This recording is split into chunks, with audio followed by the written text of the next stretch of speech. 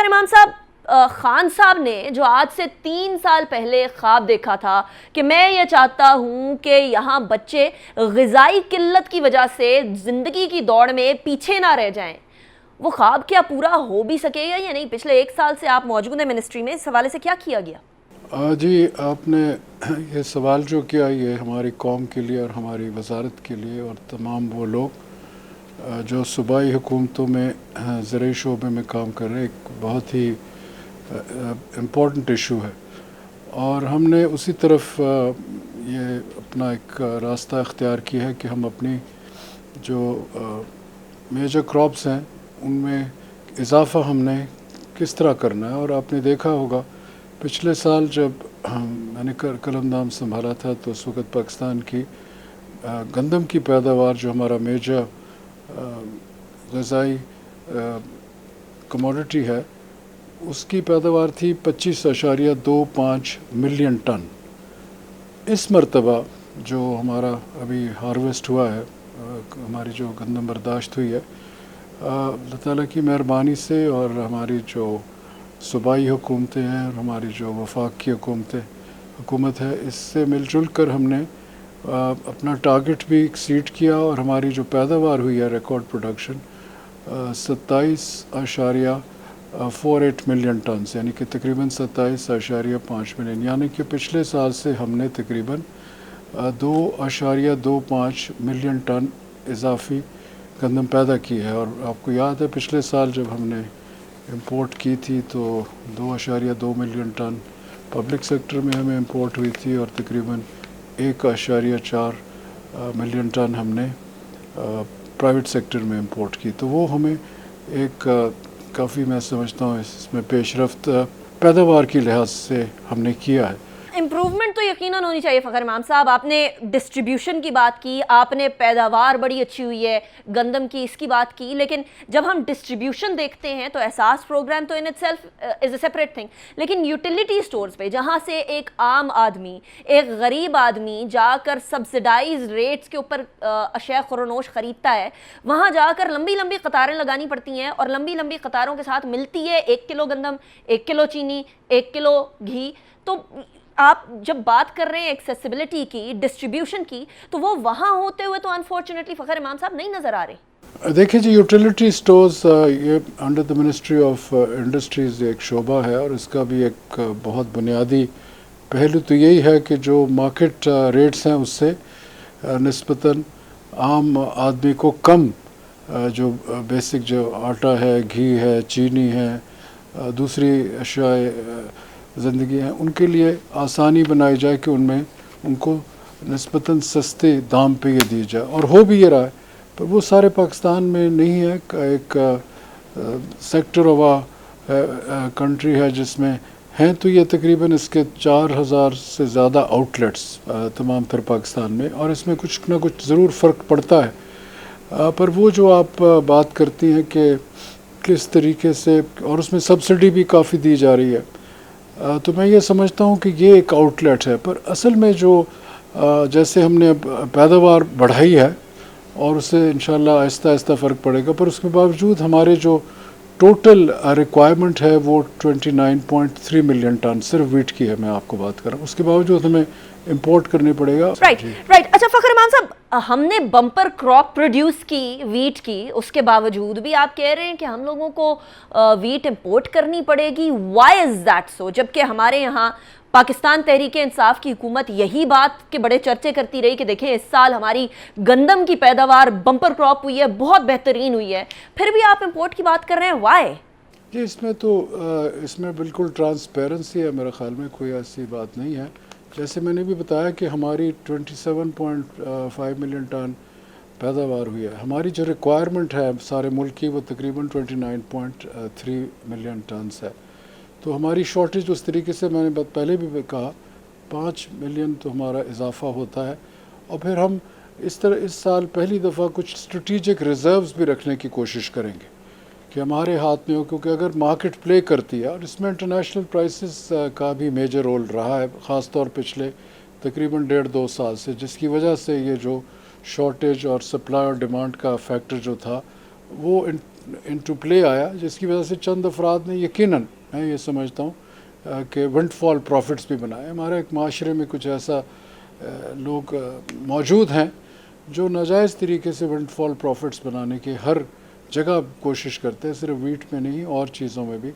और इसलिए हमने एक नया सिस्टम थोड़ा सा लाए हैं पहली दफ़ा पाकिस्तान की तारीख़ में कि हमारा जो फेडरल सीड सर्टिफिकेशन का हमारे पास इदारा है, हमें तकरीबन 11 लाख टन सीड की ज़रूरत होती है कंट्री वाइड। जो हमारी गंदम की 22 मिलियन एकड़ की पैदावार होती है, और उसमें हमने ये कोशिश की कि हम सर्टिफाइड सीड जो होता है, प्री बेसिक, बेसिक और सर्टिफाइड सीड जिसको साइंटिफिकली कहते हैं, कि वो 5,13,000 तकरीबन निस्फ हमारे पास सर्टिफाइड सीड था।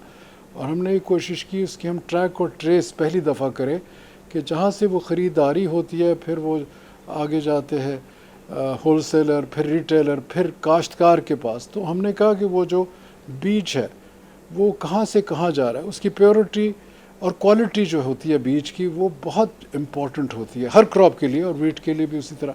तो इस दफ़ा पहली मरतबा हमने सेंसिटाइज़ किया सूबों को, ख़ास तौर पंजाब को, क्योंकि पंजाब की तकरीबन 80% पैदावार का रोल है तमाम प्रोडक्शन में वीट का।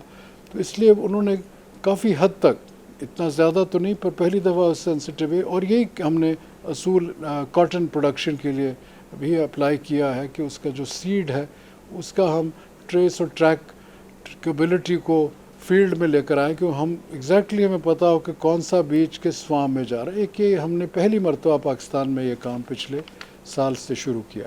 राइट फ़खर इमाम साहब, मैं अभी इसी पॉइंट पर ब्रेक की तरफ जाऊंगी, ब्रेक के बाद वापस आएंगे, उसके बाद फिर बाकी सवालात को आपके सामने रखेंगे। सी यू आफ्टर द ब्रेक।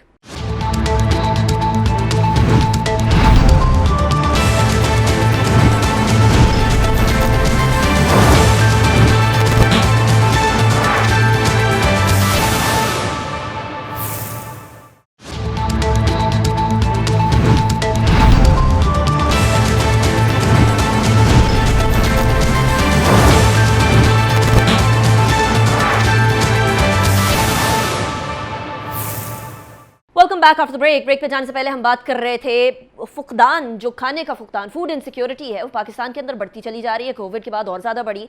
अब यहाँ सबसे ज़्यादा अहम पहलू ये है कि पाकिस्तान में सीड के ऊपर रिसर्च कितनी हो रही है, यानी हमारा research and development agriculture side पर कितना ज़्यादा है।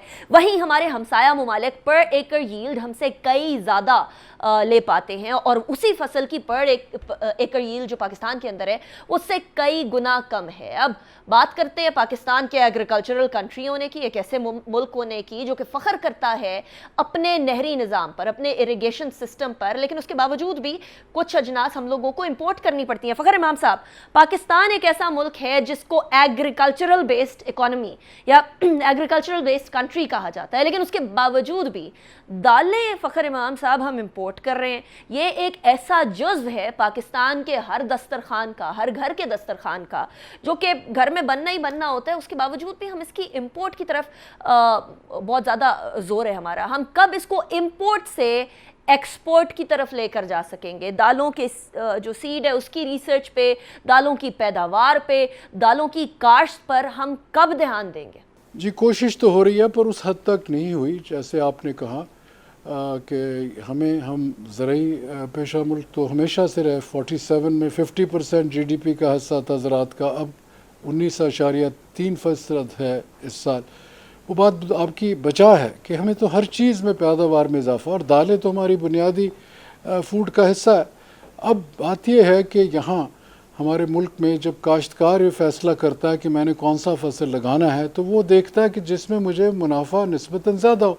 फिर पाकिस्तान में आपने बजा बात की, 25 मिलियन एकड़ हमारा जो ये इरिगेशन इंडस बेसिन प्लान जिसको हम कहते हैं, 25 मिलियन एकड़ हमारा इरिगेटेड सिस्टम है, the largest in the world in compact form. और उसके बावजूद हम उस सतह पर नहीं पहुँचे। और जो बुनियादी बात आपने रिसर्च की पर रिसर्च से पहले आपकी एग्रीकल्चरल एजुकेशन की जो मयार है, is it the same as in north America, European union, Japan and China? No. तो हम ये अब कोशिश कर रहे हैं कि मैंने अपनी तकरीर में कहा था on the floor of the house, budget की तकरीर में, कि हमें अपनी एग्रीकल्चरल एजुकेशन यूनिवर्सिटीज़ का जो मयार है, we have to bring it up to the international standard. اور اس کے لیے پھر ہم یہاں سے ایک فلوٹ کر رہے ہیں پروپوزیشن اپنی منسٹری کی طرف سے to the cabinet and the honourable prime minister کہ ہمارا جو ایگریکلچرل ایجوکیشن سسٹم ہے ایٹ دی یونیورسٹی لیول اس کو ہم اپڈیٹ کریں، کریکولم کو ہم ورلڈ کلاس کریکولم، پھر ہماری جو فیکلٹی ہے اس کا معیار ہم جب تک بہتر نہیں کریں گے، اور جو وہ چیز پڑھاتے ہیں ہمارے اسٹوڈنٹس کو، کیونکہ یہی لوگ ریسرچ میں جاتے ہیں، یہی لوگ ایکسٹینشن میں جاتے ہیں، یہی لوگ جا کے پھر کمپنیوں کے ساتھ جہاں کہ وہ آپ کو سیل کرتی ہیں پروڈکٹس، تو ہمیں ساری چیز کی جو بنیاد ہے that is agricultural education especially at our universities. ہمیں تھوڑا تھوڑا کریکولم کی انٹروڈکشن اپنے سیکنڈری اسکولز میں بھی لانی چاہیے، اپنے کالجز میں بھی لانا چاہیے.